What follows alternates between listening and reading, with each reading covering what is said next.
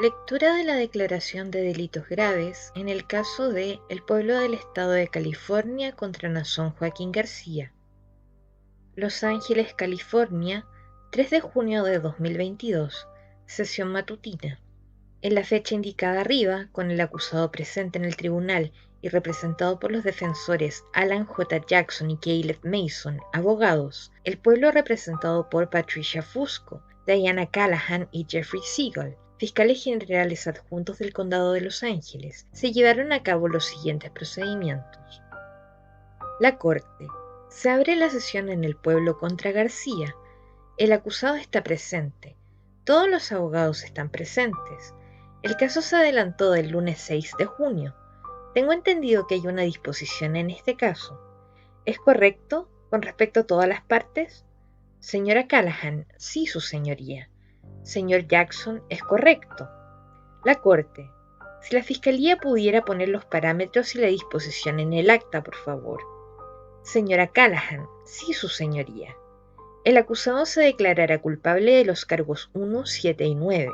Él recibirá, con respecto al cargo 1, 8 meses, que es un tercio de la pena media de la pena base, que será el cargo 6, en el que él recibirá 8 años.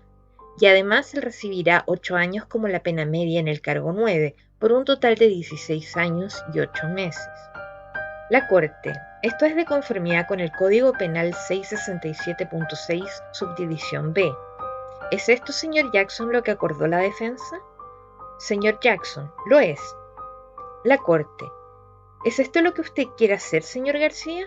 El acusado, sí. La Corte. Usted tiene ciertos derechos constitucionales.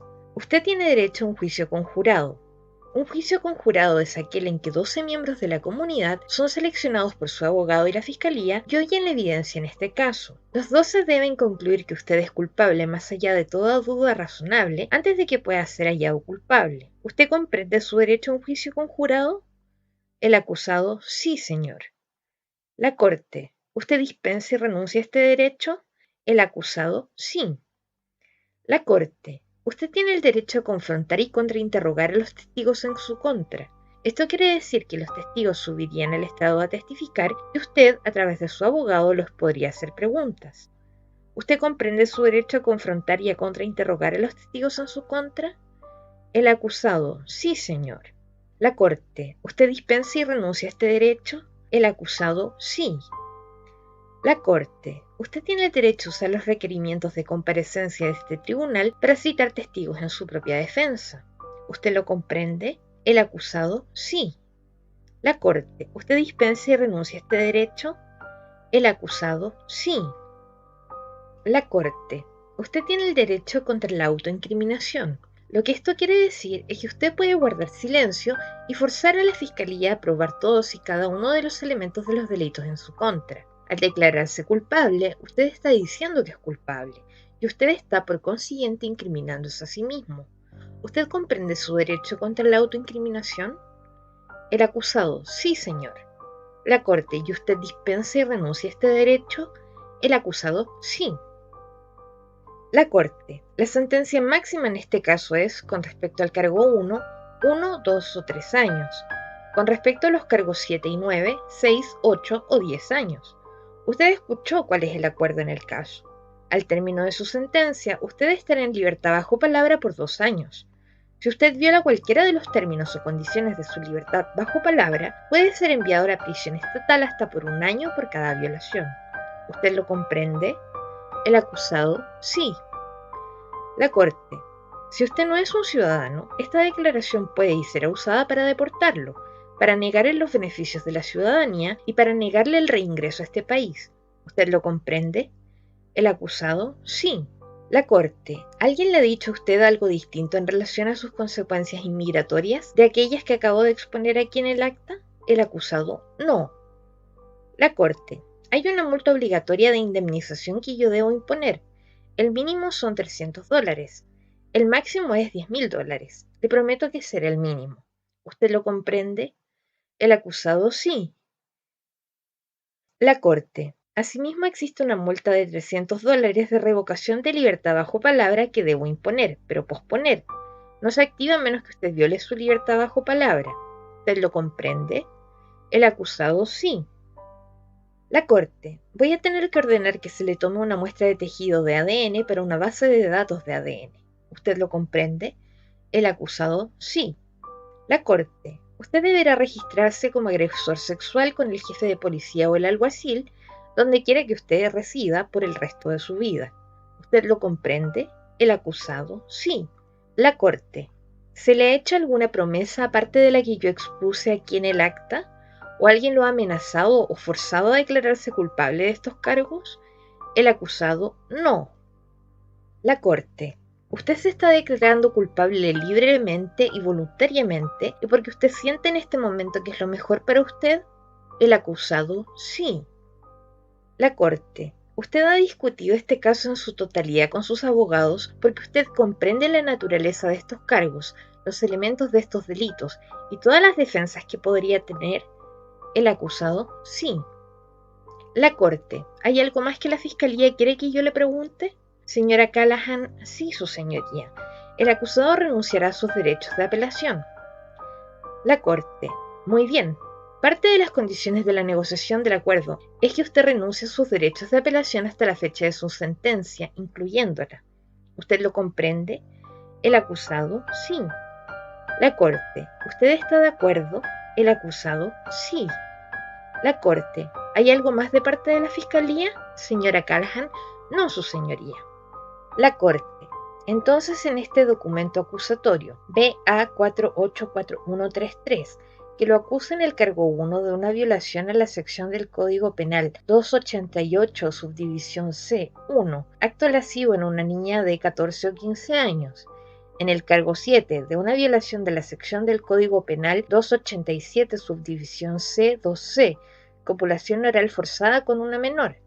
En el cargo 9 de una violación del Código Penal 287, subdivisión C2C, copulación oral forzada de una menor. Con respecto a estos tres cargos, ¿cómo se declara?